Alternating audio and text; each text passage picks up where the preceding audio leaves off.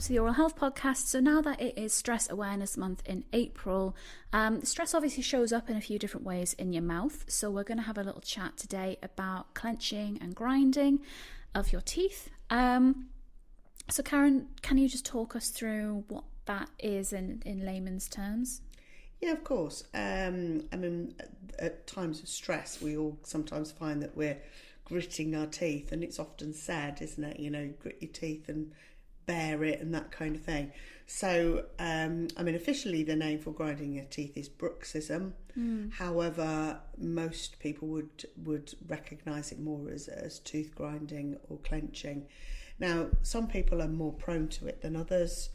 A lot of children get it, but often grow out of it. So you might sort of walk past your child's bedroom at night and hear this awful sound, because it really does. I mean, it's like nails down a blackboard. It's a really horrible, like, squeaky sound. But, you know, don't worry unduly. The dentist would probably notice, because the child will have worn down the cusps of their teeth, equally with an adult too.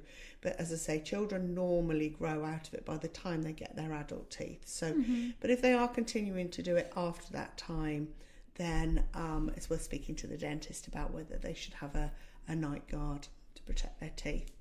But that's the same for adults. I mean, I know, as I said before, you know, when we're under stress, it does show in different ways.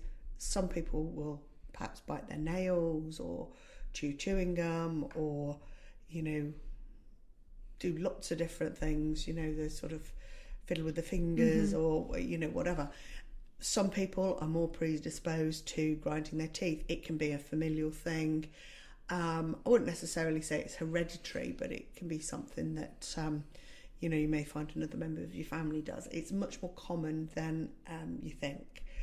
It doesn't generally happen in the day, because you can prevent yourself from doing it. It's at night you will grind.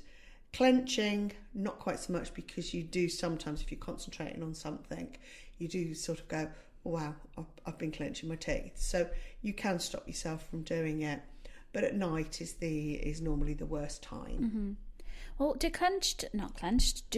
teeth that have been grinded look any different then? Yes, I mean, you'll find when you look at your a tooth, you'll have four corners on it almost. They're called cusps, so they're kind of like higher than the rest of the teeth. That's on the back teeth, obviously. But if you're grinding your teeth, you will grind them almost flat. And with extreme grinding, you can grind your front teeth right the way down. And if you're grinding into dentine, that's when the teeth start getting sensitive as well, because obviously you've got the nerve endings in the dentine. So you will start to feel discomfort with hot, cold foods and liquids. So often that will require restorative work to build those back up again. But if we can help to not really prevent it, because sometimes it's not preventable, but sometimes if you can do something to try and reduce the damage that's caused to the teeth, then that might be the best that you can do, because you can't stop it in all cases. Yeah. And these mouth guards that you get, I mean, from what I remember, because my mum does have an issue with grinding her teeth, and she wouldn't mind me saying that, but she'd always, every morning, be like, oh, I tried to go to bed with it, but I just ripped it out of my mouth. It was so uncomfortable. And I guess it takes a lot of getting used to, right? It can do. I mean, you know, with the soft ones, they have to make them relatively thick, because you're still grinding your teeth, so you're actually wearing it away. And if it wasn't thick, then you'll be through it really, really quickly. Because enamel's stronger than bone in most cases, absolutely. Right? Yeah, so, you know, it's a rubbery kind of thing, so you will grind through it. The ones that sort of TMJ specialists, so that's the temporomandibular joint that we're talking when you're grinding your teeth, that's what you're, you know, it's a hinge joint, but it also has a sideward movement as well. A lot of specialists would give you a hard guard, because that clips into place, and because it's hard, you don't wear it away, and it almost locks your teeth into not being able to move. So that can often be a better one if you sort of wearing through the soft one. It's one will work for somebody and another type might work for somebody else. By stopping the grinding, sometimes that can put more strain on the jaw and the muscles, whereas if you're still allowed to grind because you've got the rubbery one, sometimes that's better for but it's being analysed. And if your dentist isn't so au fait with this kind of problem, then they can always refer you to a temporomandibular specialist or a bruxism specialist to have a look to see which is going to be the most appropriate for you. But there are a lot of symptoms that you can look out for, so which will tell you if you are grinding your teeth. As I say, clenching is a little bit different because you tend to do that when you're awake, so you can stop yourself doing it. But grinding, if you've got a partner, your partner will tell you if you are grinding your teeth, because it's, in my opinion, it's worse than snoring. Really? It's horrible sound. And it does wake you. I might try and find a clip of a sound of tooth grinding and put it in here, and just Oh, because I don't know what you're referring to, but if I can, Okay. I'll add it here.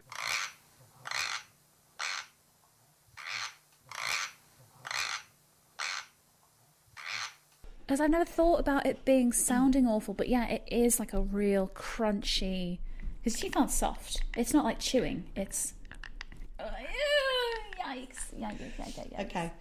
So that was just me giving it a go, because everybody has the potential to be able to do it. But yes, it's not the greatest sound in the world. So you would notice it if you were sleeping beside somebody. But also for you, if you want to check yourself, often in the morning you'll wake up with possibly a headache, soreness to your jaw or your face. So if you sort of feel around, and the opening of your ear, so if you go just in front of the opening of your ear, above the earlobe, go up there where your ear opening is. Oh yeah. Just go one bit further forward, and if you move your jaw up and down, yeah, you can feel your joint. And if you've been grinding, often you'll feel some tenderness there. Okay. So that's a good thing. Or just sort of feeling the muscles in your face, because at the end of the day, if you've been grinding all night, then it's probably the equivalent of your legs having run a marathon.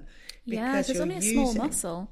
Yeah, and you're using that muscle to make those teeth grind. So there will be aching there, and you find that the symptoms gradually die off through the day, and then the whole cycle starts again at night. So again, you wake up in the morning and it's tender, and so it's kind of a vicious circle. So if you can do something to stop it, relaxation techniques before you go to bed,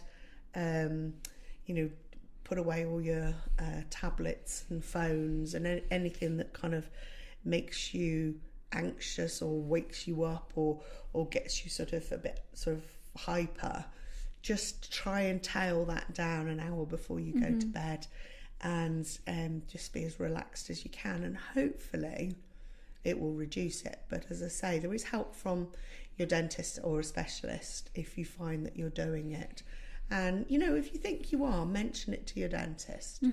I'm sure they'd be able to tell looking as well, like you say, if it's severe enough where it's actually eroding away. Yes, because I imagine as well across, not necessarily the molars, but across the teeth at the front, they just would they'd cap off, wouldn't they? Yeah, they will.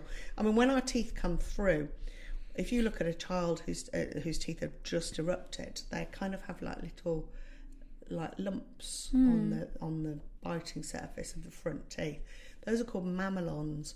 Now, our teeth always come through with those on, but if you look at your teeth now, those are not there anymore because they've worn down. And it's only people with a particular bite where those teeth never come into contact with another tooth. You can sometimes still see those mamelons. So, we are built with a little bit of extra enamel almost to counteract this problem, because our body is an amazing thing and it knows that we're probably going to do that.